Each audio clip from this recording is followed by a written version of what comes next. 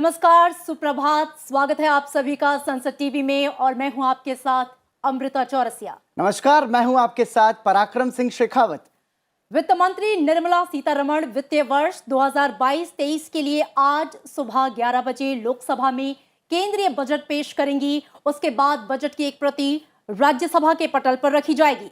अब से ठीक 3 घंटे बाद जब लोकसभा में वित्त मंत्री अपना चौथा बजट पेश करेंगी तो अगले वित्तीय वर्ष के लिए सरकार की योजनाओं की तस्वीर सबके सामने होगी। साल 2017 से पहले तक रेल बजट अलग से पेश किया जाता था, लेकिन 2017 में इसे आम बजट में मिला दिया गया। वित्त मंत्री निर्मला सीतारमण का ये लगातार चौथा बजट है। बतौर वित्त मंत्री उनके नाम सबसे लंबा बजट भाषण देने का भी रिकॉर्ड है। कोरोना महामारी की 3 लहर का सामना करने के कारण इस बजट में सरकार के सामने हर बार के मुकाबले चुनौतियां ज्यादा हैं। बिल्कुल, वित्त मंत्री ने बजट सत्र के पहले दिन कल यानी कि संसद में पेश आर्थिक सर्वेक्षण 2021-22 में कहा कि आने वाला वर्ष निजी क्षेत्र के निवेश में तेजी के लिए पूरी तरह से तैयार है। वर्ष 2022-23 के लिए विकास का अनुमान इस धारणा पर आधारित है कि भविष्य में अर्थव्यवस्था पर महामारी का असर नहीं होगा।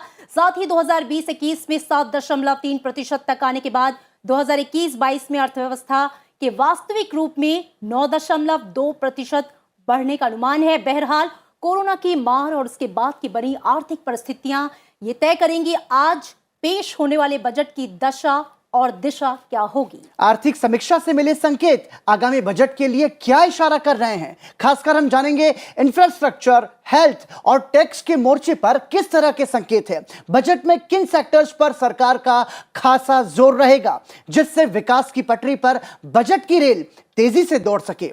आम बजट 2022-23 से जुड़े इन पहलुओं पर चर्चा करने के लिए बेहद खास मेहमान स्टूडियो में हमारे साथ मौजूद हैं। हमारे साथ मौजूद हैं सुरजीत गुप्ता, आप सीनियर एडिटर हैं टाइम्स ऑफ इंडिया के। बहुत बहुत स्वागत सुरजीत जी आपका। साथ ही इस चर्चा में हमारे साथ जुड़ रहे हैं डॉक्टर एसपी शर्मा, आप चीफ इकोनॉमिस्ट हैं पीएचडी चैम्बर से। बहुत बहुत स्वागत सर आपका भी। बिल्कुल, और पराक्रम इसके साथ ही हमारे साथ जूम पर 2 और खास मेहमान जुड़े हैं। मोनिका हलन है, अब ऑथर एंड एडजंक्ट प्रोफेसर हैं NISM। साथ ही डॉक्टर यामिनी अग्रवाल हैं, आप professor of finance at Indian Institute of Finance. आप दोनों का भी बहुत स्वागत संसद टीवी में। और चर्चा की शुरुआत में सुरजीत जी आपसे करना चाहूंगा। सबसे पहला सवाल, यदि हम बात करें, हम समीक्षा करेंगे तमाम सारी, चूंकि हेल्थ अपने आप में महत्वपूर्ण है और अलग अलग सेक्टर्स की हम समीक्षा करें उससे पहले एक नजर डालते हैं आज की सुर्खियों पर।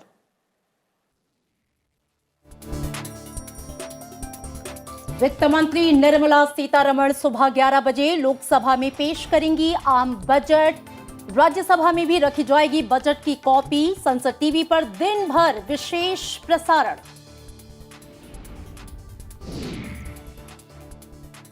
स्वास्थ्य, कृषि, टैक्स और रोजगार से जुड़ी घोषणाओं पर होगी सबकी नजर। बुनियादी ढांचे की मजबूती पर होगा जोर। एमएसएमई समेत विभिन्न क्षेत्रों के लिए वित्त मंत्री कर सकती है कई कदमों का ऐलान। इस बार भी पेपरलेस होगा आम बजट। बजट भाषण पूरा होने के बाद मोबाइल ऐप पर उपलब्ध होंगे बजट दस्तावेज। 2021-22 में पहली बार पेश किया गया था पेपरलेस आम बजट।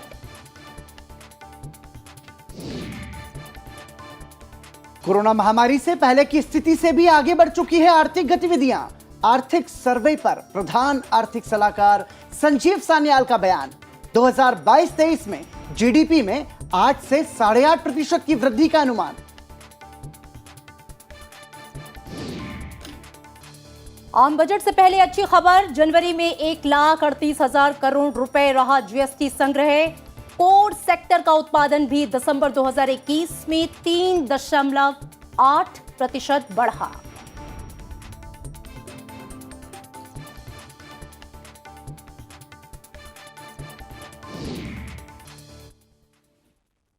कोरोना की तीसरी लहर के बीच आज वित्त मंत्री निर्मला सीतारमण आम बजट पेश करेंगी। महामारी के दौरान लोगों की जिंदगी भी बदली है और जरूरतें भी।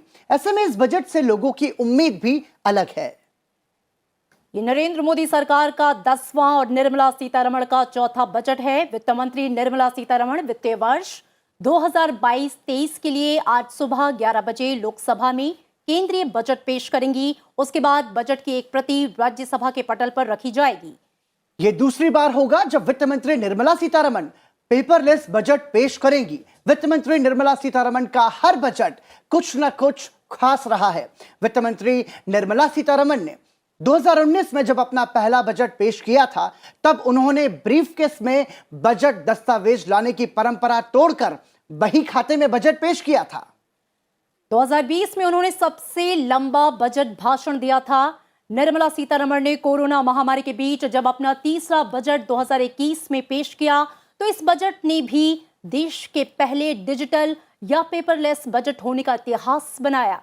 इन 3 तस्वीरों के जरिए भी आप देख सकते हैं कि कैसे अलग अलग वर्षों में वित्त मंत्री निर्मला सीतारमण ने बजट पेश किया। भारतीय परंपरा के अनुसार बही खाते के रूप में वित्त मंत्री निर्मला सीतारमण ने बजट पेश करने की शुरुआत की। तो जो बजट पेश करने की परंपरा रही है, जो प्रक्रियाएं रही हैं, उनमें भी कई महत्वपूर्ण बदलाव किए गए हैं। ये 3 तस्वीरें आप इस वक्त देख रहे हैं, वर्ष 2019-20, वर्ष 2020-21 और वर्ष 2021-22।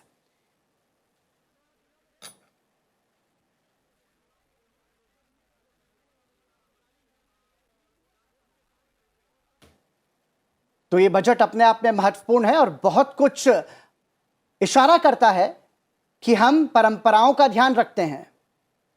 हम ध्यान रखते हैं कि बजट पेश करने की जो प्रक्रिया है उसमें महत्वपूर्ण क्या है और साथ ही साथ जो हमारी संस्कृति रही है।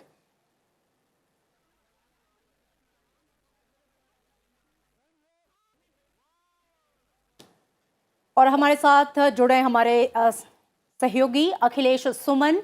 अखिलेश, आपका रुख करेंगे और इस समय आप संसद भवन परिसर में मौजूद हैं और आज का दिन बेहद खास, देश का आम बजट जो है 2022-23 अब से ठीक 3 घंटे बाद जब बजट भाषण शुरू करेंगी वित्त मंत्री निर्मला सीतारमण, सभी की निगाहें काफी उम्मीदों से इस बजट भाषण पे हैं। सबसे पहले मैं आपसे जानना चाहूंगी कि आज के इस बजट को पेश करने को लेकर फिलहाल क्या कुछ तैयारियां हैं और किस तरह के खास इंतजाम? दूसरी बार कोरोना पीरियड में पेश किया जा रहा है और इस लिहाज से जो आपने सुना है और सबको पता है कि इस बार पूरी तरह से पेपरलेस बजट दिया जा रहा है और इसके लिए वित्त मंत्रालय ने एक खास ऐप भी बनाया है। और वित्त मंत्रालय का यह ऐप न सिर्फ सांसदों बल्कि सारी जनता एक साथ बजट पेश होने के बाद जब बजट भाषण हो जाएगा उसके बाद वो देख सकते हैं। तो यह एक बहुत ही खास बात है कि आप ऐप के माध्यम से तुरंत बजट भाषण जैसे ही समाप्त होता है वैसे ही आप ऐप के माध्यम से पूरे बजट को एक्सेस कर सकते हैं। एक बात, दूसरी महत्वपूर्ण बात यह है कि डिजिटल संसद एक ऐप और लाया गया है जो अभी शुरू में लोकसभा की तरफ से लाया गया है और लोकसभा के स्पीकर ओम बिरला ने इसका उद्घाटन किया। उस पर भी आप पूरा बजट भाषण लगातार सुन सकते हैं और हमारे संसद टीवी के माध्यम से तो लगातार सुन ही सकते हैं। तो वह ऐप भी है, उस ऐप के माध्यम से आप कहीं से भी वो बजट भाषण सुना जा सकता है और उस पर भी वो बजट की प्रति उपलब्ध हो जाएगी। तो यह एक 2 महत्वपूर्ण बात है जो कोरोना पीरियड के 3rd फेज में के बीच से हम गुजर रहे हैं। और 3rd फेज के बीच में एक सबसे जो खतरा ये होता है कि अगर हम कागज वाला बजट देते हैं, अगर पुस्तिकाएं देते हैं तो उसके माध्यम से कहीं वायरस फैल न जाए और उस वायरस के फैलने से एक संकट की स्थिति उत्पन्न हो सकती है। तो इसलिए व्यवस्था की गई है। तो यह एक फिजिकली आप समझ सकते हैं कि फिजिकली जिस तरह से हम सोशल डिस्टेंसिंग मेंटेन करते हैं उसी तरह से हम डिजिटली लोगों को दे रहे हैं ताकि वो रिमोटली कोई भी बजट को एक्सेस कर सकता है, उसको देख सकता है, उसके ऊपर पूरी तरह अपनी राय बना सकता है। तो यह एक सबसे महत्वपूर्ण बात जो बजट की इस बार ये है। और इसके साथ साथ अखिलेश, वित्त मंत्री निर्मला सीतारमण अब से कुछ देर में वित्त मंत्रालय से निकल करके बजट की जो उनकी जो प्रति होगी वो एक तरीके से जो बही खाते के रूप में उनके हाथ में वो होता है बजट, वो वहां से निकल करके राष्ट्रपति भवन भी जाएंगी। तो ये कितने बजे का समय इसके लिए निश्चित है, इसको लेकर के कोई जानकारी आपके पास? निश्चित तौर पे पराक्रम ये जो समय है ये 9 बजे से शुरू होता है और 9 बजे के बाद जो वित्त मंत्री हैं वो पहले राष्ट्रपति के पास जाती हैं और राष्ट्रपति से एक तरीके से औपचारिक अनुमति ली जाती है कि वह राष्ट्रपति अनुमति देते हैं कि हाँ आप बजट पेश करें। और जैसा कि आप जानते हैं कि हर बजट सत्र की शुरुआत में राष्ट्रपति ही संयुक्त सत्र को संबोधित करते हैं और जैसा कि कल उन्होंने किया और उसके बाद राष्ट्रपति से अनुमति लेने के बाद वो एक्चुअली वो नॉर्थ ब्लॉक से निकलती है जो वित्त मंत्रालय का है। और नॉर्थ ब्लॉक में पहले जो होता था कि हलवा खिलाया जाता था और नॉर्थ ब्लॉक के जो भी कर्मचारी जो बजट प्रक्रिया में भाग लेते थे वो बिल्कुल एक तरीके से कहें कि वो उनका पूरी बाहरी दुनिया से एक्सेस पूरी तरह बंद होता था। और इस बार भी बंद है, न मोबाइल रख सकते हैं आप, नहीं कोई है, तो पूरी प्रिंटिंग भी बजट की वहीं होती थी। तो चूंकि इस बार पूरी तरह डिजिटली है तो इसलिए इस बार भी और ज़्यादा एहतियात बरता गया है कि कोई भी रिमोटली भी बाहर से संपर्क न कर पाए। और जो जब हलवा बनाने की प्रक्रिया थी वो वहीं बनती थी, इस बार वहाँ नहीं बनेगी। इस बार मिठाई देने की प्रक्रिया है। तो जैसा कि आप जानते हैं कि भारतीय परंपरा में कोई भी महत्वपूर्ण कार्य होता है तो शुरुआत में मीठे पदार्थ से उसकी शुरुआत की जाती है, तो मिठाई से शुरुआत की जाएगी। और निर्मला सीतारमण उसके बाद राष्ट्रपति से मिलेंगी, उसके अनुमति लेंगी और उसके बाद वे फिर आती है यहाँ।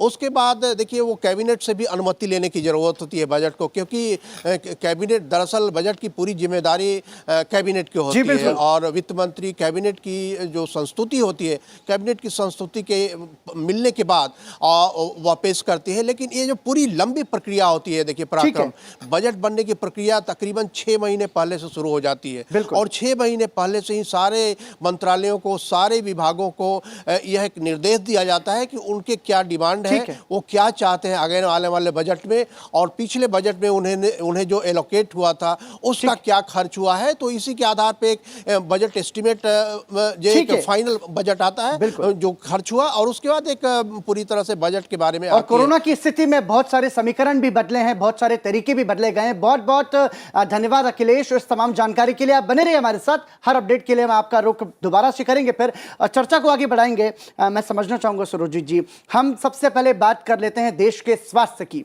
कोरोना महामारी ने भारत सहित पूरी दुनिया को बहुत परेशानी में डाला और ऐसे में अर्थव्यवस्था का एक बड़ा संकट है। ऐसे में हमने देखा कि पिछले वित्तीय वर्ष में हेल्थ पर सबसे ज्यादा जोर दिया गया था। तुलनात्मक रूप से यदि हम देखें तो कोरोना की दूसरी लहर का सामना करने के बाद भविष्य की चुनौतियों से देश के स्वास्थ्य को संभालने के लिए आपको लगता है कि इस बार भी कमोबेश उतना ही जोर हेल्थ सेक्टर पर भी रहेगा? जी, ये तो मतलब तय बात है कि हेल्थ पर फोकस ज़रूर रहेगा, क्योंकि ये सबसे बड़ा चैलेंज हमारे पास जो ये महामारी है वो सबसे बड़ा चैलेंज है। और हमने देखा है कि फर्स्ट वेव, सेकेंड वेव और अभी जो थर्ड वेव चल रही है उसमें किस तरह से रिस्पांस आया है सरकार की तरफ से in terms of ramping up health infrastructure, vaccination. So मुझे लगता है कि वित्त मंत्री जैसे वैक्सीनेशन के लिए भी बजट लास्ट टाइम भी बहुत पैसे रखे गए थे और फंड्स रखे गए थे। Hospital beds, hospital infrastructure across the country, इसका रैंप अप के लिए इस बार भी बहुत ज़्यादा फोकस रहेगा।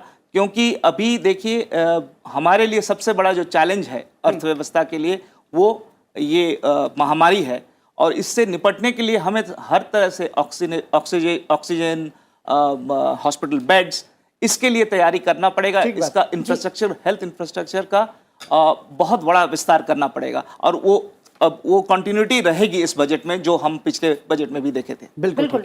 डॉक्टर एसपी शर्मा, आपसे मेरा अगला सवाल है, अगर हम ओवरऑल इंडिया की पब्लिक हेल्थ एक्सपेंडिचर की बात करें तो जो डेटा है मेरे पास, जीडीपी 2015-16 में इसका जो एक्सपेंडिचर है वो 0.9% था, जो कि बढ़कर 2020-21 में 1.1% हो गया। लगातार हम देख रहे हैं सरकार की जो पॉलिसीज़ हैं प्रेजेंट गवर्नमेंट की, चाहे वो आयुष्मान भारत हो, तमाम तरह की पॉलिसीज़ जो रही हैं हेल्थ इंफ्रा को मजबूत करने के लिए। और कोरोना पैंडेमिक के बाद भी जिस तरीके से भारत ने, चाहे वो वैक्सीन हो, वैक्सीन का निर्माण हो, उसको दूसरे देशों में भेजना हो, जो आत्मनिर्भरता हमने पहले से ज़्यादा हासिल की है, वो किस तरह का ट्रेंड सेट कर रही है आगे भी आने वाले वर्षों के लिए? इस क्षेत्र में हम किस तरह की संभावनाएं और देख रहे हैं?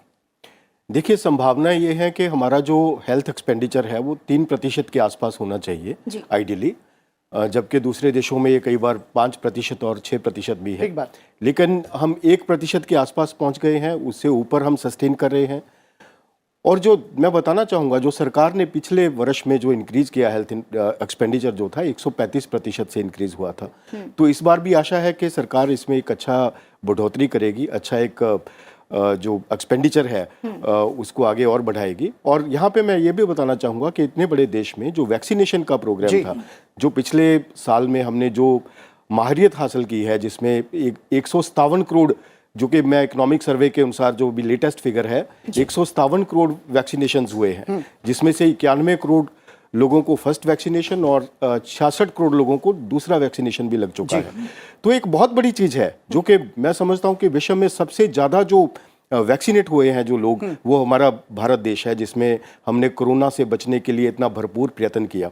तो आने वाले टाइम में मैं देखता हूं कि जो हेल्थ इंफ्रास्ट्रक्चर है उसके ऊपर सरकार का ज़्यादा फोकस रहेगा, क्योंकि जो न्यू वेरिएंट बार बार आके दस्तक देते हैं और फिर संक्रमित करते हैं और काफ़ी उथल पुथल मचाते हैं, तो उनको रोकने के लिए हमें ज़रूरी है कि अपना हेल्थ इंफ्रास्ट्रक्चर और इंक्रीज़ करें, अपना जो एक्सपेंडिचर है उसको इंक्रीज़ करें, और जो एक आइडियल लेवल है जो 3% का जिसकी मैंने बात की, उस तक हमें बहुत जल्द पहुंच जाना चाहिए, सो दैट कि ऐसी जो महामारियां हैं वो आने वाले टाइम में हमारी अर्थव्यवस्था को, हमारे लोगों को, हमारे ट्रेड को, हमारी इंडस्ट्री को इम्पैक्ट ना करें, और हमारी जो अर्थव्यवस्था है वो पूरे विश्व में एक जैसे अभी हम we are the fastest moving economy right now, तो वो एक जो स्थिति है वो हमारी मेंटेन रहे, क्योंकि हेल्थ की वजह से ही हमारा जो ग्रोथ है वो इम्पैक्ट हुआ है। अदरवाइज हमारे जो फंडामेंटल्स हैं बहुत स्ट्रांग हैं।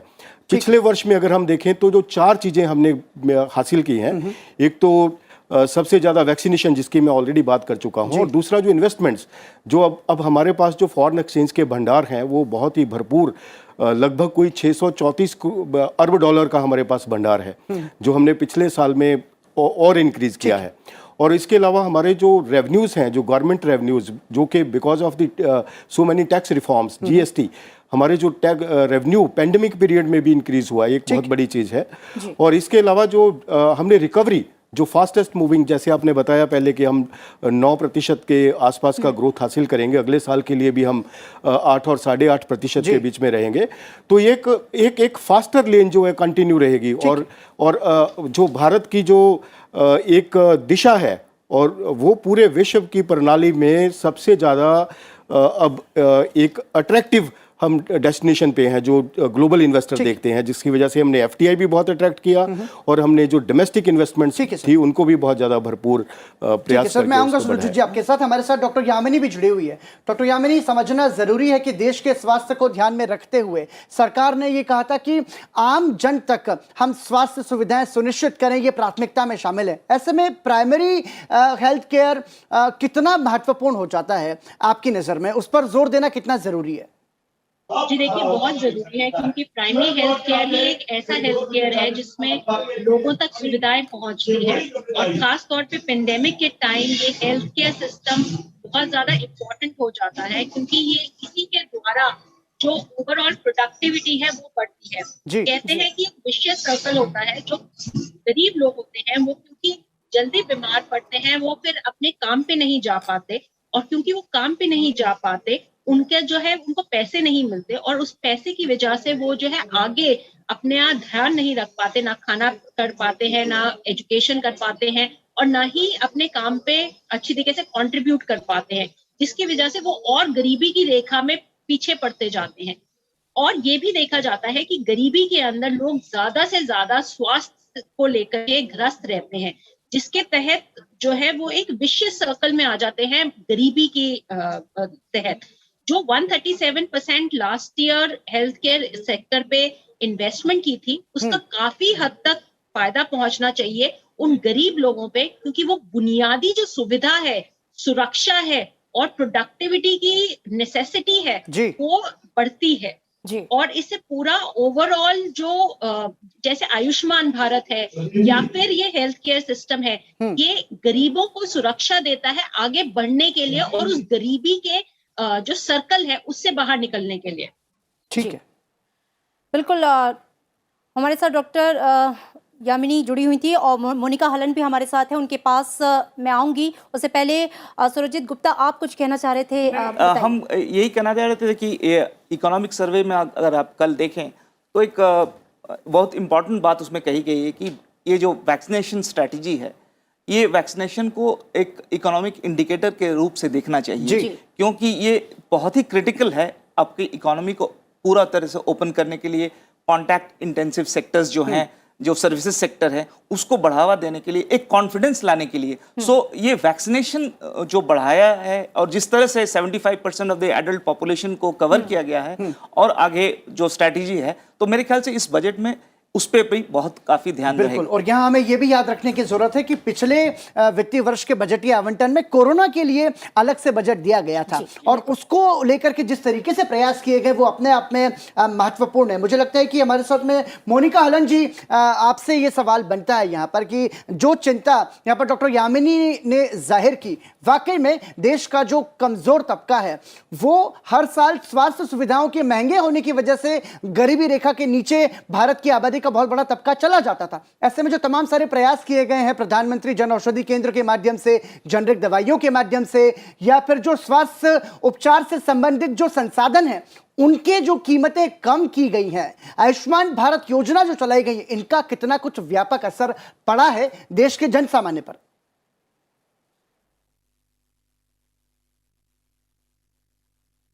आपका माइक म्यूट है मोनिका जी। एक्सपेंस होता है उसकी वजह से जो बिल्कुल ब्रिंक पे हाउस होल्ड होता है वो वापस पॉवर्टी में स्लिप होने का बहुत चांस होता है जी।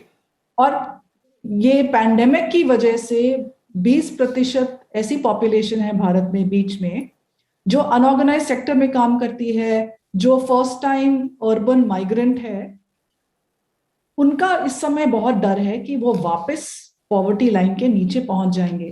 तो मुझे लगता है इस बजट में एक टारगेटेड योजना उनके लिए लानी पड़ेगी और ई श्रम कार्ड ऑलरेडी सरकार ने, इनके 20 करोड़ लोग उस पे अपना कार्ड ले चुके हैं। ये अनऑर्गेनाइज सेक्टर के लिए कार्ड बनाया गया है, उसको आधार से लिंक किया गया है, बहुत अच्छी योजना है जी।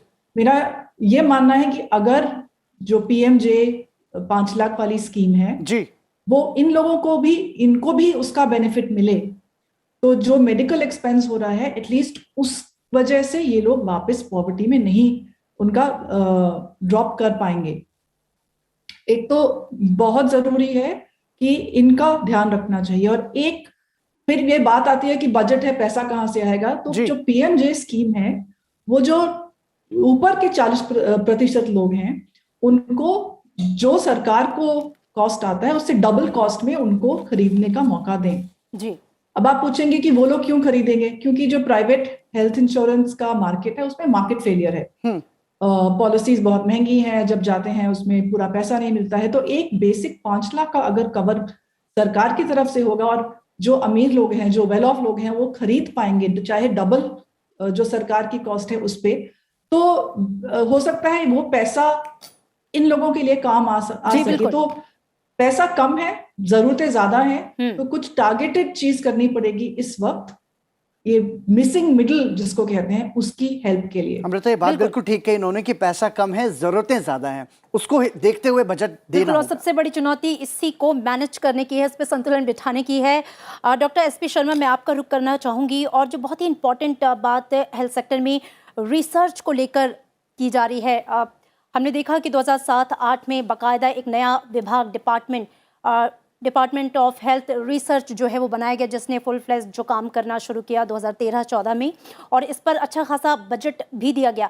कितना ज़रूरी समझते हैं आप इसको? और अब तक खासकर कोरोना के बाद भी पोस्ट पैंडेमिक जिस तरीके की रिसर्च स्ट्रेटजी हेल्थ सेक्टर के लिए अपनाई जा रही है वो कितनी इम्पॉर्टेंट हो जाती है, और आने वाले बजट में भी हम इसके और आगे बढ़ने की क्या संभावनाएं देखते हैं?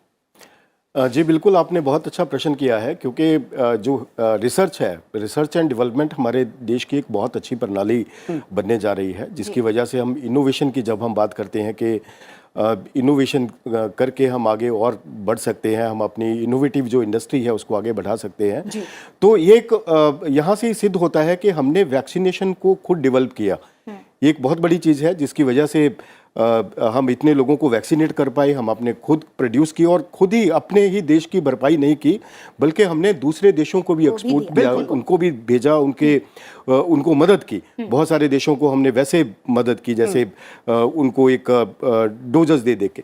तो एक बहुत बड़ी चीज़ है। आने वाले टाइम में मैं ये समझता हूँ कि जो हमारी रिसर्च एंड डेवलपमेंट है उसमें ओवरऑल अगर हम देखें तो हमारा पीछे कोई इतना ज़्यादा स्ट्रॉन्ग फोकस नहीं रहा है, लेकिन अभी कुछ वर्षों से, जो 5-6 वर्षों से जैसे आपने बात की है, तो रिसर्च एंड डेवलपमेंट के ऊपर सरकार का फोकस और बढ़ा है। आने वाले टाइम में मैं ये समझता हूँ कि इसको और इंक्रीज करना चाहिए, क्योंकि अभी भी जो हमारा एक्सपेंडिचर है that is less than 1% of the total GDP। तो ये बढ़ा के हमें लगभग 2% के आसपास करना चाहिए, जो एक standard advanced emerging and developing economies का एक ट्रेंड है, उसके आसपास हमें जाना चाहिए। तो एक इसमें मैं बात करना चाहूँगा कि हमारी एक पेटेंट पॉलिसी जो है उसके ऊपर सरकार का फोकस होना चाहिए। अभी तक हमारे जो यूनिवर्सिटी रिसर्च है, जो पब्लिक रिसर्च में उसको कैसे यूज होना चाहिए, उसके ऊपर एक स्ट्रांग कोई पॉलिसी नहीं है।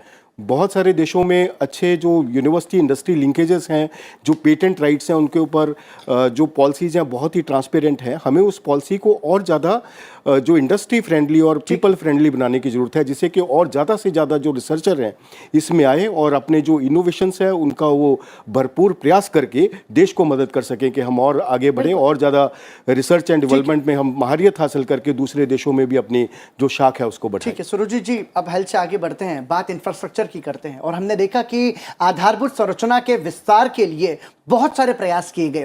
पिछले बजट में भी स्वास्थ्य के बाद यदि सबसे ज्यादा किसी सेक्टर में ध्यान दिया गया था तो वो इंफ्रास्ट्रक्चर था। इस बार कि यदि इंफ्रास्ट्रक्चर की बात करें तो बात सड़क निर्माण की हो, बात रेलवे ट्रैक के निर्माण की हो, या फिर पोत परिवहन को बेहतर बनाने की हो, हर दिशा में सरकार ने कोशिश की है अच्छा करने की। कितनी उम्मीद रखी जाए इंफ्रास्ट्रक्चर सेक्टर के बजट से? जी देखिए, इंफ्रास्ट्रक्चर एक अनदर फोकस एरिया ज़रूर रहेगा, क्योंकि ये बहुत इम्पॉर्टेंट सेक्टर है आपके इकोनॉमी को आगे बढ़ाने के लिए। तो हमारे पास एक ऑलरेडी हम नेशनल इंफ्रास्ट्रक्चर पाइपलाइन ऑलरेडी है 1 लाख करोड़ से ज़्यादा का, तो उस पर काफ़ी फोकस रहेगा। उसकी किस तरह से हम इन्वेस्टमेंट्स अट्रैक्ट करें। हमारे पास नेशनल एसेट मॉडर्नाइजेशन पाइपलाइन भी है, जिसका हम देख रहे हैं कि इस साल का जो टारगेट है वो उसको कैसे वो मीट करेंगे, उसका स्ट्रैटेजी, आगे की स्ट्रैटेजी। तो ये जो कैपेक्स के ऊपर जो ध्यान रहेगा वो मेरे ख्याल से काफ़ी ज़्यादा फोकस रहेगा, क्योंकि इसी से आपका आगे जो एक वर्चुअस साइकिल हम जिसको कहते हैं ट्रिगर करने के लिए, वो बहुत ही इम्पॉर्टेंट रोल प्ले करता है इंफ्रास्ट्रक्चर।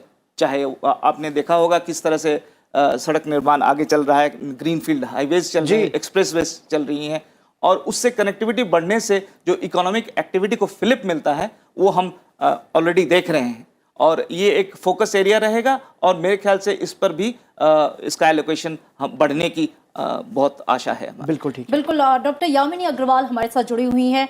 डॉक्टर यामिनी, हम जानते हैं किसी भी देश के विकास के लिए जो आधारभूत संरचना है वो एक तरह से बहुत ही इंपॉर्टेंट रोल प्ले करता है, और इस बार कहा भी जा रहा है कि इंफ्रास्ट्रक्चर पर सरकार का पिछले कुछ वर्षों में खासा जोर रहा है, और ये जो गति है वो आगे और तेजी से बढ़ेगी। 2024-25 तक $5 ट्रिलियन की GDP पाने के लिए भारत को बुनियादी ढांचे पर इन वर्षों में लगभग जो अनुमान लगाया गया है वो $1.4 ट्रिलियन खर्च करने की आवश्यकता है। मैं आपसे समझना चाहूंगी कि जिस गति से अब तक सरकार चलती आई है इंफ्रास्ट्रक्चर डेवलपमेंट के लिए, उसके बाद किस तरह के और कदम उठाने की जरूरत है, और जो संकेत हमें आर्थिक समीक्षा से मिले हैं खासकर, उससे क्या लगता है कि आने वाले बजट में किस तरह की बातें हो सकती हैं इंफ्रास्ट्रक्चर को लेकर? ये देखिए, कोशिश रही है सरकार की कि जो भी बुनियादी ढांचा है उसको मजबूत किया जाए, और जो आम आदमी की जरूरतें हैं उनको पूरा किया जाए। चाहे आप कोई भी स्कीम देखें, जो पानी पहुंचाने की सुविधा है, इलेक्ट्रिसिटी की सुविधा है, और सारी सुविधाएं हैं उनको मजबूत किया गया है। कोशिश ये भी की गई है कि सागरमाला प्रोजेक्ट, भारतमाला प्रोजेक्ट, गति शक्ति स्कीम, नेशनल पावर ग्रिड, या किसी भी स्कीम की आप बात करें, वो सारी स्कीम्स जो है इंफ्रास्ट्रक्चर पे स्ट्रॉन्ग फोकस दें। जरूरी बात यह है कि मनरेगा की एलोकेशंस बढ़ाई जाएं, ताकि जो एलोकेशंस हैं उससे जो गरीब लोग हैं जिनकी रोजगार गए हैं उनके रोजगार में बढ़त हो और वो सारे लोग उन स्कीम्स के साथ जुड़ सकें जो इंफ्रास्ट्रक्चर को डेवलप करती हैं। चाहे वो सिर्फ इंफ्रास्ट्रक्चर फिजिकली नहीं क्रिएट किया जा रहा, अगर आप देखें रेलवेज हैं, पोर्ट्स हैं, एयरपोर्ट्स हैं, रोड्स हैं, रूरल इंफ्रास्ट्रक्चर है, टैप्स के माध्यम से आवास योजना है, ये सारा इंफ्रास्ट्रक्चर क्रिएट किया जा रहा है। इसके साथ साथ एक डिजिटल इंफ्रास्ट्रक्चर, चाहे वो पेमेंट बैंक्स के द्वारा हो, चाहे वो आईटी फ्रेमवर्क के द्वारा हो, इन सब के द्वारा क्रिएट किया जा रहा है। कोशिश ये भी की जा रही है कि एक इकोसिस्टम डेवलप हो जिसमें बिजनेसेस को कंटिन्यूअस ग्रोथ मिले। अगर आप प्रोजेक्शंस देखें इकोनॉमिक सर्वे की, तो वो कहती है क्योंकि इकोनॉमी रुकी हुई थी इस पेंडेमिक के कारण, इससे हमें नेगेटिव ग्रोथ मिली। जो आगे ग्रोथ मिलने की उम्मीद है वो 8% है अगले साल से। इस साल तो बेस इफेक्ट की वजह से हम मान सकते हैं कि 9.2% हमारी ग्रोथ होगी, पर आप देखें तो एग्रीकल्चर में पॉजिटिव ग्रोथ 3.9% की, आपके जो प्रोजेक्टेड ग्रोथ है इंडस्ट्री में 11.2% और सर्विसेज में 8.2%। जो ग्रस्त भी है उनको भी एक आगे शक्ति दी जा रही है। कोशिश यही करनी चाहिए कि इकोसिस्टम जो है वो ऐसा डेवलप हो रेगुलेशंस के माध्यम से और स्थिति के माध्यम से कि एक तो गरीबों को पूरी अपॉर्चुनिटी मिले, चाहे वो मनरेगा के द्वारा हो, चाहे वो स्वास्थ्य सुविधाओं के द्वारा हो, और अगर पेंडेमिक में राशन की आवश्यकता हो तो वैसी आवश्यकता आत्मनिर्भर अभियान के द्वारा भी पहुंचाई जाए। एमएसएमई को खास तौर पर लोन की सुविधा प्रोवाइड की गई आत्मनिर्भर अभियान 1, 2 और 3 के द्वारा, और भी क्रेडिट को कंटिन्यूअसली मेंटेन किया जाए। ये सभी चीजें जो है जरूरी है आगे इकोनॉमी को एक स्ट्रॉन्ग पुश देने के लिए। इकोनॉमिक रिफॉर्म्स साथ के साथ चल रहे हैं, जो चाहे प्राइवेटाइजेशन को लेकर के हो, डिसइन्वेस्टमेंट को लेकर के हो, डीक्रिमिनलाइजेशन को लेकर के हो, फेसलेस टैक्स रिकवरीज को लेकर के हो, ई गवर्नेंस को लेकर के हो, एक सिस्टम के माध्यम से इन सभी से आगे गति मिलेगी और इकोनॉमी आगे बढ़ेगी। ठीक है, मैं समझना चाहूंगा एसपी शर्मा जी आपसे, क्योंकि आर्थिक सर्वेक्षण ये बता रहे हैं कि चुनौतियों के बीच भी भारत की जो अर्थव्यवस्था है वो कुछ बेहतर करेगी दुनिया की तुलना में भी। ऐसे में बात इंफ्रास्ट्रक्चर की हम कर रहे हैं, मनरेगा का यहाँ पर जिक्र हुआ। मनरेगा के लिए वर्ष 2021-22 में 8 करोड़ 85 लाख लोगों को मनरेगा के तहत रोजगार मिला। इसके लिए 68,233 करोड़ रुपए जारी किए गए थे। इस बजट से हम कितनी उम्मीदें रखें, क्योंकि देखिए ये सीधा सीधा जो जुड़ाव है वो देश के उस जमीन से जुड़े हुए आदमी से ही ये सवाल, ताकि उसकी जो आर्थिक स्थिति है उसको थोड़ी सहायता मिल सके, उसकी आजीविका बेहतर हो सके। जी बिल्कुल, आपने बहुत अच्छा प्रश्न किया है, क्योंकि ये एक हमारा जो डिमांड साइड जो इकोनॉमिक्स है उसको भी बूस्ट करता है। जब हम मनरेगा में एलोकेशन से इंक्रीज करते हैं तो हमारी डिमांड भी इंक्रीज होती है, क्योंकि डिमांड इस टाइम पे बहुत बड़ा फैक्टर है जो भारत की अर्थव्यवस्था को गति देगा। जैसे यामिनी अग्रवाल ने बात की कि इस जो ग्रोथ रेट हमने प्रोजेक्टेड जो ग्रोथ रेट्स हैं उनको गति देने की जरूरत है। तो मनरेगा में मैं समझता हूं कि सरकार एक अच्छा एलोकेशन लेके आएगी, कम से कम 25-30% का जो इंक्रीमेंट है वो इसमें देखा जाएगा। और दूसरा जो बात इंफ्रास्ट्रक्चर की, जो हम कैपेक्स की बात करते हैं, जो इंफ्रास्ट्रक्चर एलोकेशंस की बात है, लास्ट ईयर सरकार ने उसको 35% से इंक्रीज किया था। 4.5 लाख करोड़ से 5.5 लाख करोड़ का एलोकेशन किया गया था इंफ्रास्ट्रक्चर डेवलपमेंट के लिए, जो कैपिटल एक्सपेंडिचर के लिए। और इस वर्ष मैं फिर समझता हूं कि उसमें सेम गति में 30-35% का इजाफा होगा। लगभग हम 7 लाख करोड़ का जो कैपिटल एक्सपेंडिचर है वो हम देख रहे हैं कि सरकार इस टाइम पे अनाउंस करेगी। लेकिन यहाँ पे सबसे बड़ी जो महत्वपूर्ण बात यह है कि एक सिंगल विंडो सिस्टम, जो इंफ्रास्ट्रक्चर के प्रोजेक्ट्स हैं उनको आगे गति देने के लिए उनकी जो अप्रूवल्स हैं, खासकर जो इन्वायरमेंट अप्रूवल्स हैं, वो बहुत तेज गति से बढ़नी चाहिए। क्योंकि पीछे जो देखा गया है, नवंबर तक का जो यूटिलाइजेशन था जो कैपिटल एक्सपेंडिचर का, वो लगभग 50% ही हो पाया था। तो इसको हमें गति देने की जरूरत है कि इसको हम आगे जो जितना भी एलोकेशंस होती हैं उनको उसी वर्ष में अच्छे से प्रयोग में लाया जाए। जैसे कि गति शक्ति स्कीम है, ये कनेक्ट करती है पूरी जो गवर्नमेंट की स्कीम्स हैं, तो इसको और ज्यादा आगे गति देके इसका जो और इसको इन्वेस्टर फ्रेंडली बना के इसको और गति देने की जरूरत है। और दूसरा जो नेशनल इंफ्रास्ट्रक्चर पाइपलाइन में जो 100 लाख करोड़ से ज्यादा के एलोकेशंस है, उनकी फ्रंट लोडिंग होगी तो जो इकोनॉमी में एक रोजगार पैदा होगा और दूसरा जब रोजगार पैदा होने से डिमांड बढ़ेगी, demand for goods and services, तो फैक्ट्रीज में जो लोग हैं, जो फैक्ट्रीज ओनर्स हैं, they will be able to deploy यहाँ मोर पर एंड हम मोर दर्शकों को बताना चाहेंगे, सीधी तस्वीरें आप देख रहे हैं वित्त मंत्रालय से, वित्त मंत्री निकली हैं, ये सीधी तस्वीरें आप देख पा रहे हैं। वित्त मंत्री निर्मला सीतारमण नॉर्थ ब्लॉक से निकली हैं और अब से कुछ ही देर में वो वित्त मंत्रालय वो पहुंच रही हैं और यहां से वो बजट की प्रति लेकर के राष्ट्रपति के पास जाएंगी, उनसे अनुमति लेंगी, जैसा कि हमारे सहयोगी भी बता रहे थे। बिल्कुल, ये सीधी तस्वीरें आपके टीवी स्क्रीन पर। मुश्किल जो है अब 2.5 घंटे का वक्त बचा है। बेहद अहम और खास दिन आज, जब वित्त मंत्री 2022-23 का बजट पढ़ेंगी। सुरजीत गुप्ता, आपसे मेरा सवाल NIP नेशनल इंफ्रास्ट्रक्चर पाइपलाइन को लेकर है।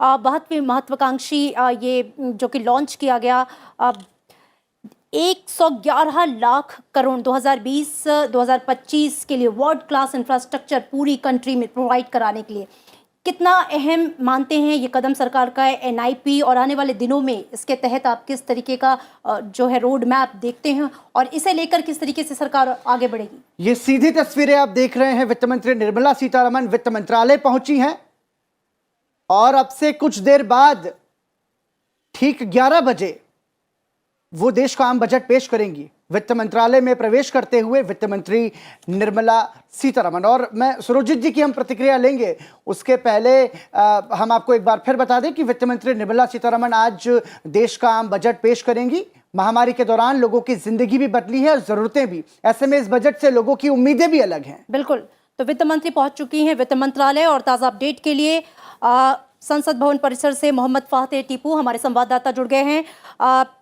मोहम्मद फातेह टीपू, आपसे जानना चाहेंगे फिलहाल इस वक्त की गतिविधियां क्या हैं, और वक्त अब ज़्यादा नहीं बचा है, 2.5 घंटे के बाद बजट भाषण वित्त मंत्री जो हैं संसद में रखेंगी। फिलहाल इस वक्त क्या गतिविधियां और किस तरह की तैयारियां वहां पर नजर आ रही हैं? बिल्कुल अमृता, देखिए आपने जैसा कहा कि मात्र 2.5 घंटे बचे हुए हैं, जिस तरीके से पूरी देश की निगाहें हैं, क्योंकि देखिए वित्त मंत्री निर्मला सीतारमण का ये चौथा बजट है और कोरोना काल का ये दूसरा बजट है, और ये बजट ऐसे वक्त में आ रहा है जब देश कोरोना की तीसरी लहर से जूझ रहा है। तो ऐसे में चाहे वो आम हो, ख़ास हो, तमाम लोगों को बजट से काफ़ी उम्मीदें हैं। यहाँ संसद भवन परिसर में तमाम तैयारियां पूरी हो चुकी हैं और बस इंतज़ार है कि किस तरीके से वित्त मंत्री यहाँ पर राष्ट्रपति के औपचारिक अप्रूवल के बाद यहाँ पर आएँ, और उसके बाद में 10:10 पर कैबिनेट की बैठक होगी, उसका अप्रूवल होगा। उसके बाद में 11 बजे ठीक लोकसभा में बजट भाषण की शुरुआत होगी। देखिए जिस तरीके से अभी हमारे सहयोगी पराक्रम कह रहे थे कि कोरोना काल में लोगों की ज़रूरत भी बदली है और उनकी प्राथमिकताएं भी बदली है, तो ऐसे में काफ़ी सारे उम्मीदें हैं कि बजट में किस तरह से लोगों की उम्मीदों पे बजट खरा उतरे। तो फिलहाल यहाँ पे सारी तैयारियां अमृता पूरी हैं और 11 बजे ठीक लोकसभा में बजट भाषण की शुरुआत हो जाएगी। टीपू, आप संसद भवन परिसर में मौजूद हैं, हम चाहेंगे आप दर्शकों को बताएं कि किस तरीके की व्यवस्थाएं की गई हैं कोविड प्रोटोकॉल को ध्यान में रखते हुए। 2 पारियों में सदन चलना है, ऐसे में क्या कुछ कोरोना को लेकर के जो सावधानियां हैं वो बरती गई है सदन के भीतर, किस तरीके की बैठक व्यवस्था रखी गई है सांसदों की? देखिए जिस तरीके से कोविड का टाइम चल रहा है, 48 घंटे पहले ही आपको मालूम है कि लोकसभा स्पीकर के निर्देशन के बाद में जो RT-PCR टेस्ट है वो हो चुके हैं। उसके अलावा जो गैलरी है उनका भी उपयोग किया जाएगा सांसदों के बैठने के लिए, और सोशल डिस्टेंसिंग का भी पालन किया जाएगा। तो जो व्यवस्था है वो चाक चौबंद है और कहीं भी किसी भी तरह की चूक ना हो जाए। तो संसद भवन परिसर का एक एक एम्प्लॉय, एक एक अधिकारी, एक एक जो यहाँ पे मुस्तैद है, वो पूरी तरीके से अपने कर्तव्य को और अपने फ़र्ज़ को अंजाम दे रहा है कि जो आज का जो ऐतिहासिक बजट आने जा रहा है वो पूरी तरीके से वो पेश हो सके। पराक्रम जी बिल्कुल, शुक्रिया बहुत बहुत मोहम्मद फातेह टीपू। आगे अपडेट के लिए आपके पास रुक करेंगे।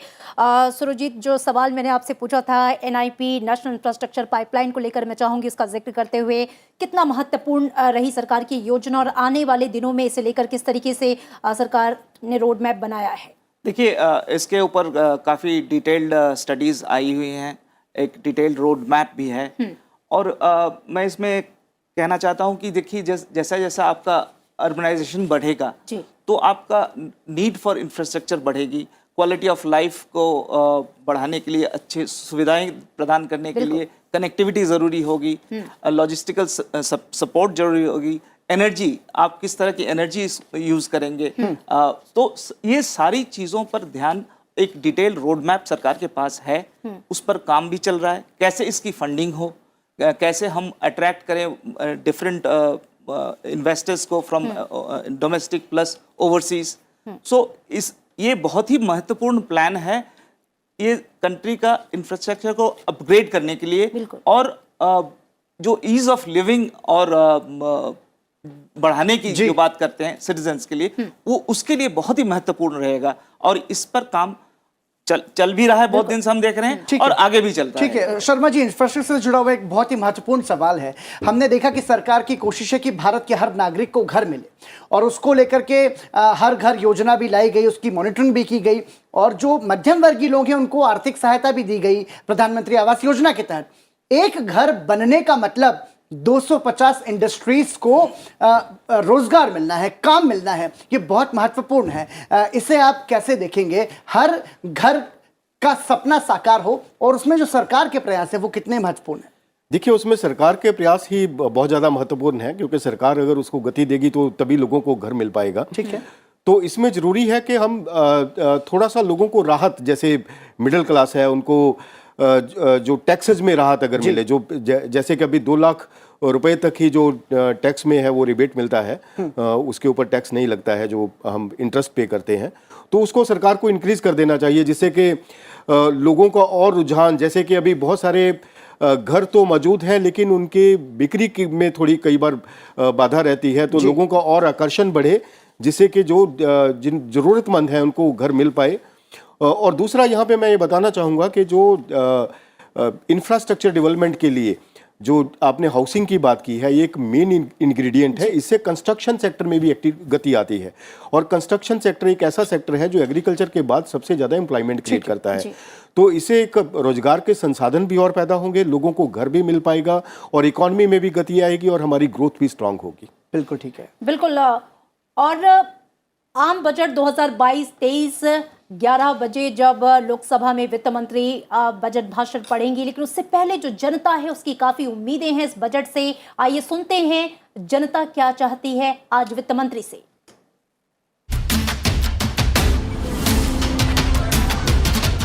जो एफडी हैं, अगर कोई बुढ़ा आदमी करता है, उसने थोड़े वो पैसे जोड़े हैं अपने बुढ़ापे के लिए, इलाज के लिए, तो उस एफडी पे थोड़ा सा ब्याज ज़्यादा करना चाहिए, कानून थोड़े से मुलायम करने चाहिए एफडी पे। तत्कालीन परिस्थिति में इस समय आम आदमी की जो चिंता है शिक्षा और स्वास्थ्य को लेकर के है, हर आदमी इससे प्रभावित है। तो हमारी इच्छा है कि सरकार इन 2 विषयों को लेकर के ज़्यादा से ज़्यादा अपनी भागीदारी करे, जिससे कि आम लोगों को सहज और सरल और सस्ती व्यवस्थाएं प्राप्त हो सके।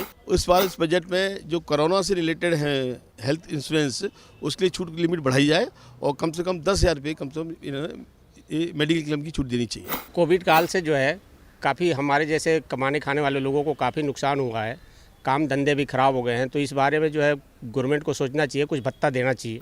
जो सेक्टर पब्लिक से रिलेटेड है, बैंकिंग है या दूसरी चीज़ें हैं, वो कहीं ना कहीं सहयोगपूर्ण रहे। बजट में फंड आना चाहिए, ये है कि महिला सुरक्षा के लिए ये चीज़ मैं कहूँगी ज़्यादा से ज़्यादा आना चाहिए, ताकि आने वाली और महिलाएं जो ये सोचती हैं कि नहीं हमसे नहीं होगा, हम नहीं कर पाएंगे, ये उनके मन से भय निकलना चाहिए। गरीब आदमी को थोड़ा ध्यान दें, जैसे हम रेहड़ी पटरी वाले हैं, दुकानदारी नहीं हो रही, खर्चे बढ़ रहे हैं।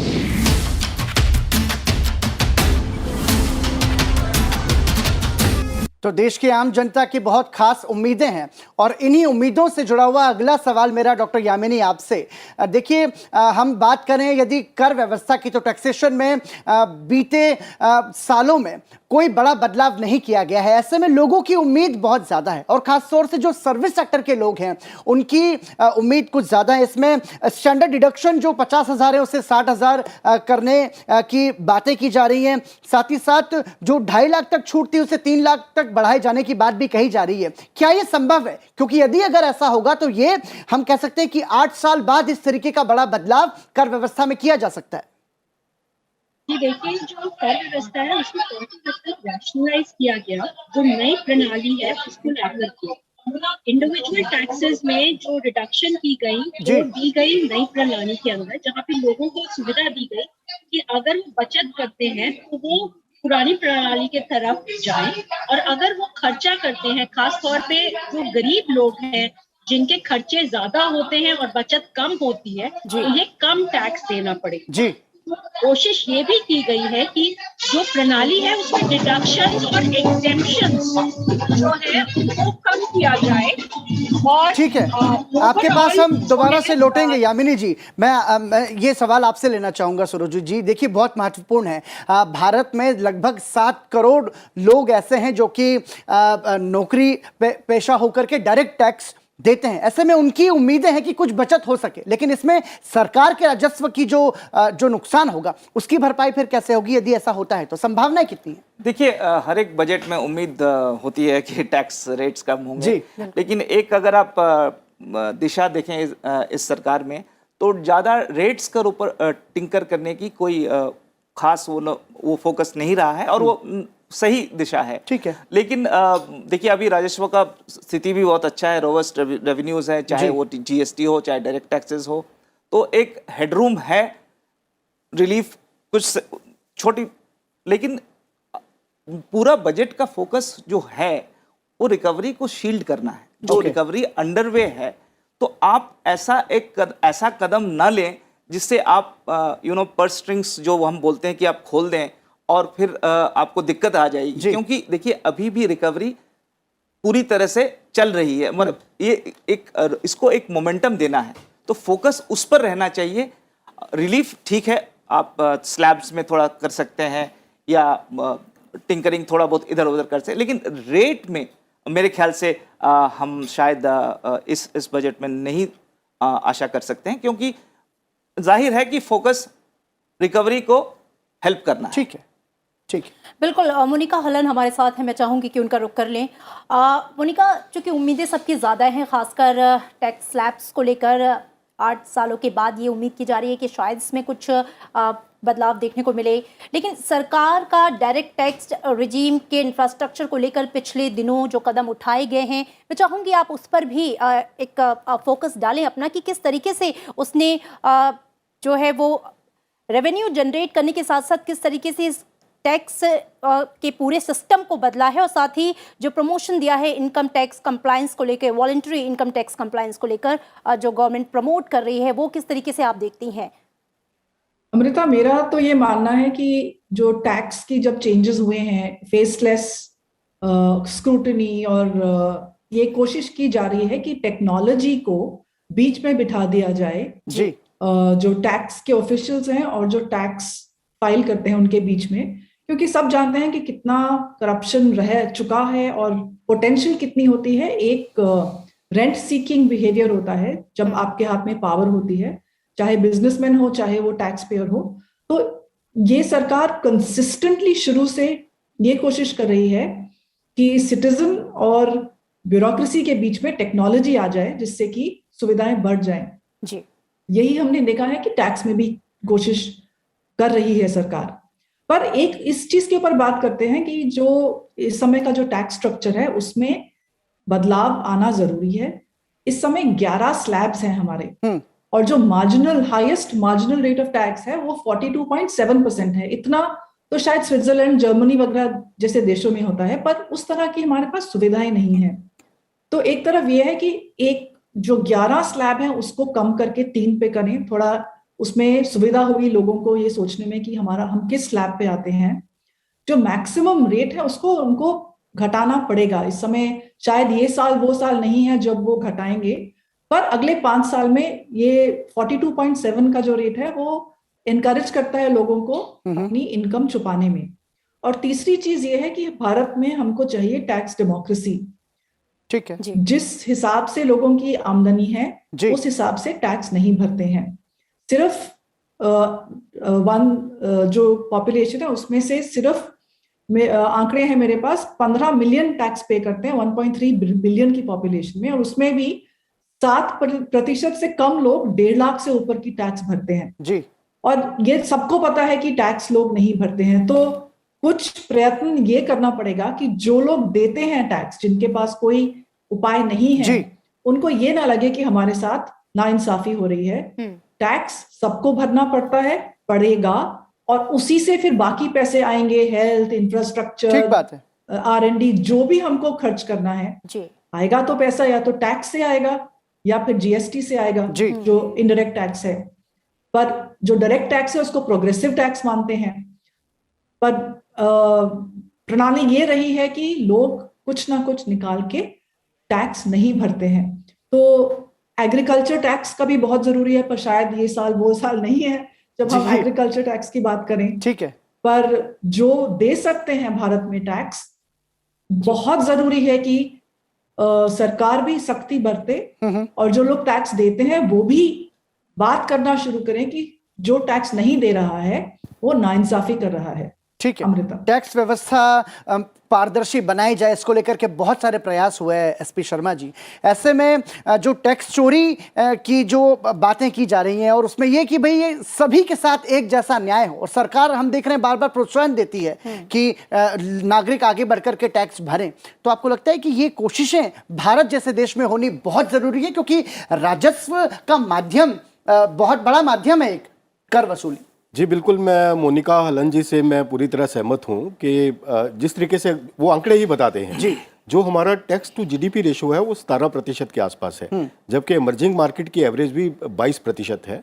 तो इसका सीधे तौर पे मतलब है कि हम 5% उनसे नीचे हैं डिस्पाइट दी हाई टैक्स रेट्स। हमारे में कहीं ना कहीं ये प्रॉब्लम है कि या तो लोग टैक्स सही तरीके से पे नहीं कर रहे हैं या वो भरने में असमर्थ हैं। कोई ऐसी कॉम्प्लेक्सिटीज़ हैं, जैसे कि मोनिका जी ने बताया कि 11 ऐसे स्लैब्स हैं।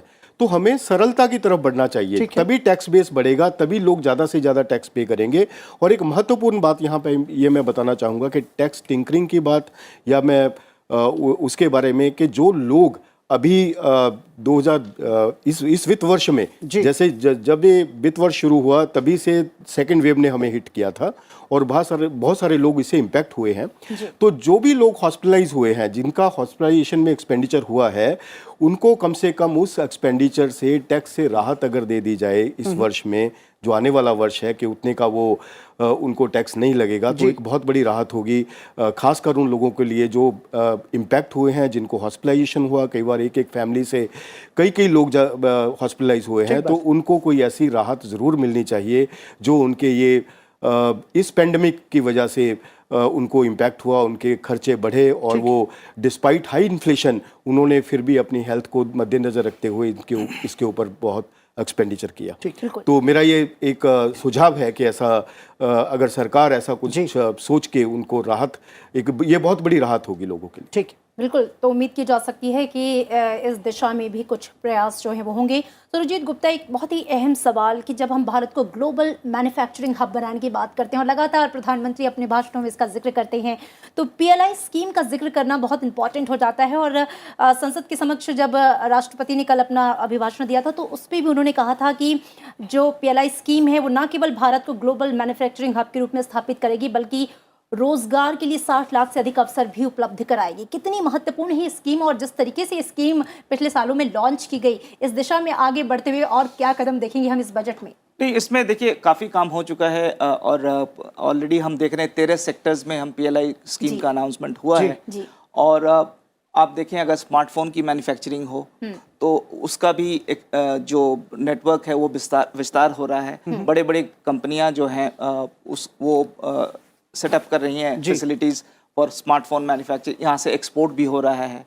आप अगर बैटरीज़ के देखें, ACC बैटरीज़ जो अभी PLI स्कीम, उसमें जो रिस्पांस रहा है वो 50 गीगावाट का कॉन्ट्रैक्ट था, उसमें आपको 105 गीगावाट का रिस्पांस आया है। तो बड़े बड़े कंपनियां हैं इसमें, तो मैन्युफैक्चरिंग को बढ़ावा देने में इसका बहुत बड़ा अहम योगदान रहेगा। और हमने देखा है कि किस तरह से सारे स्कीम को डिवाइस किया गया और आगे किस तरह से प्राइवेट सेक्टर को अट्रैक्ट करने के लिए। और एक हम देखते हैं कि जो ग्लोबल शिफ्ट ऑफ मैन्युफैक्चरिंग हम देख रहे हैं चाइना से भारत के लाने में, इस पर बहुत मदद करेगा। और मेरे ख्याल से आगे और सेक्टर्स में भी आएंगे, ये 13 से ज़्यादा एक्सपैंड होगा ये सेक्टर्स। और मैन्युफैक्चरिंग, शेयर ऑफ मैन्युफैक्चरिंग हमारी इकोनॉमी में बढ़ाने में, और मेक इन इंडिया जो आत्मनिर्भर भारत का जो स्लोगन है उसको स्ट्रेंथन करने के लिए बहुत बड़ा रोल प्ले करेगा। सुरजू जी, आपने मैन्युफैक्चरिंग का जिक्र किया, make in India, made in India, आत्मनिर्भर भारत, तमाम सारी ऐसी कोशिशें हैं कि भारत के जो मैन्युफैक्चरिंग सेक्टर है उसको हम और ज़्यादा मजबूती दें। ऐसे में बहुत बड़ा सवाल है कि इंपोर्ट और एक्सपोर्ट के बीच के अंतर को पाटना, उनके अंतर को कम करना, मतलब इंपोर्ट हम कम करें, एक्सपोर्ट को हम बढ़ावा दें, और ये तभी संभव होगा जब हम मैन्युफैक्चरिंग पर ध्यान देंगे। ये इस पर बजट की कितनी बड़ी जरूरत है और क्या कुछ फोकस सरकार का हो सकता है? जैसे डॉक्टर शर्मा ने कहा था कि ये प्रोसेस रिफॉर्म्स जो ज़रूरी हैं, जिससे अप्रूवल्स हुए और किस तरह से आप इंडस्ट्री को हेल्प कर सकते हैं, किस तरह से प्राइवेट सेक्टर को अट्रैक्ट कर सकते हैं, किस तरह से बाहर की डोमेस्टिक ओवरसीज कैपिटल को अट्रैक्ट कर सकते हैं। तो ये स्टेप्स बहुत इम्पोर्टेंट होगा बजट में। खैर एक बजट में तो मतलब ये तो ईयर लॉन्ग स्टेप्स लेते रहते हैं सरकार। और एक्सपोर्ट्स आप अगर देखें इस पैंडेमिक के बाद, इस रेगुलरली 7 मंथ्स रिकॉर्ड एक्सपोर्ट्स हो रही हैं। सो ये also it will depend on कि किस तरह से आप मार्केट लिंकेजेस बाहर बढ़ाते हैं, एक्सपैंड करते हैं अपने एक्सपोर्ट बास्केट को, और ग्लोबल सिचुएशन क्या रहेगी, तो इस पर भी बहुत डिपेंड। लेकिन इंसेंटिव्स दिए जा रहे हैं, उसको कैसे और अप्रूवल्स को इजियर बनाया जाए। सिंगल विंडो क्लियरेंस की बात हो रही है, कई सारे मुद्दे हैं इसमें जो मतलब ऑब्स्टेकल्स बन सकते हैं। सो इस पर हम ध्यान देंगे। बिल्कुल। डॉक्टर यामिनी अग्रवाल भी हमारे साथ जुड़ी हुई हैं। डॉक्टर यामिनी, हम मैन्युफैक्चरिंग की बात कर रहे हैं और अगर प्रोडक्शन की बात कर रहे हैं तो डिमांड जनरेशन का जिक्र करना यहाँ पर मैं समझती हूँ ज़रूरी है। डिमांड जनरेशन, चूँकि कोरोना के इस काल में हमने देखा कि लोगों की जो क्रय शक्ति है उसमें कहीं ना कहीं थोड़ी कमी देखी गई, और इकॉनमी को बूस्ट करने के लिए डिमांड हाई होना, ये बैलेंस बहुत ज़रूरी है। क्या आपको लगता है जो स्टेप्स गवर्नमेंट की तरफ से अब तक उठाए गए हैं वो कितने सटीक बैठ रहे हैं, और इस बजट में डिमांड जनरेशन को और बूस्ट करने के लिए गवर्नमेंट क्या कर सकती है? कि देखिए, सबसे पहला कदम जो उठाया गया है वो वैक्सीनेशन देने का है, क्योंकि जो इकोनॉमी है वो स्टॉल कर गई थी पेंडेमिक की वजह से। जो सारी इकोनॉमिक एक्टिविटीज है वो रुक गई थी, और जितनी डिमांड थी वो सभी रुक गई थी क्योंकि पेंडेमिक आ गया था। उसका एक सोल्यूशन जो सबसे पहले निकाला गया वो वैक्सीनेशन था, और वैक्सीनेशन के द्वारा लोगों तक वो वैक्सीनेशन बहुत सुचारू रूप में पहुंचाई गई, क्योंकि इतना बड़ा देश है और डेंसली पॉपुलेटेड है, उसमें इसका स्प्रेड कम किया गया। या सूचना के द्वारा कोशिश ये भी की गई कि एमएसएमई, महिलाओं और फार्मर्स तक पैसा पहुंचाया जाए पेंडेमिक के दौरान। आत्मनिर्भर अभियान 1, 2 और 3 के द्वारा, जिसमें 13% जीडीपी का कंट्रीब्यूशन रहा है। कोशिश की गई कि हेल्थ सेक्टर को कंटिन्यूअसली कैपिटल एक्सपेंडिचर के द्वारा पैसे दिए जाएं और उसको डेवलप किया जाए। कोशिश ये भी की गई है कि इंफ्रास्ट्रक्चर पे कंटिन्यूअस इन्वेस्टमेंट हो और रेगुलेशंस को ईज किया जाए, ताकि लोगों तक जो मैन्युफैक्चरिंग है उसको एक सपोर्ट मिले, चाहे वो पीआईएल स्कीम के द्वारा हो, चाहे टैक्स रेट एमएसएमईज के ऊपर रिड्यूस करने की बात हो, चाहे एक जीएसटी लाने की बात हो पूरे देश के लिए, चाहे डिजिटलाइजेशन का प्रोसेस पेमेंट्स के लिए अप्रूव करने की बात हो। इन सभी से जो है गति प्रदान होती है। कोशिश ये भी की गई कि जितने भी इंफ्रास्ट्रक्चर है, खास तौर पे बुनियादी इंफ्रास्ट्रक्चर, आप देखिए एक नेशनल पावर ग्रिड की बात हो रही है जिसमें डिस्ट्रीब्यूशन आसानी से हो सकता है, रिन्यूएबल एनर्जी सोर्सेज की बात हो रही है। उन सभी चीजों के ऊपर ध्यान देते हुए इकोनॉमिक रिफॉर्म्स को स्ट्रांगली लिया गया, ताकि जो है जो डिमांड है लोगों की तरफ से और जो प्रोडक्शन है उस सभी को सपोर्ट किया जाए। तो डिमांड अभी पेंट अप, अगर चाहे तो जो इंडस्ट्रीज कॉन्टैक्ट वाली इंडस्ट्रीज थी, खास तौर पे अगर आप देखें जो टूरिज्म इंडस्ट्री है, एविएशन इंडस्ट्री है, उन सभी इंडस्ट्रीज में कोशिश की जा रही है कि उनको भी सपोर्ट दिया जाए, ताकि वैक्सीनेशन के द्वारा लोग वापस अपने काम पे आ सके।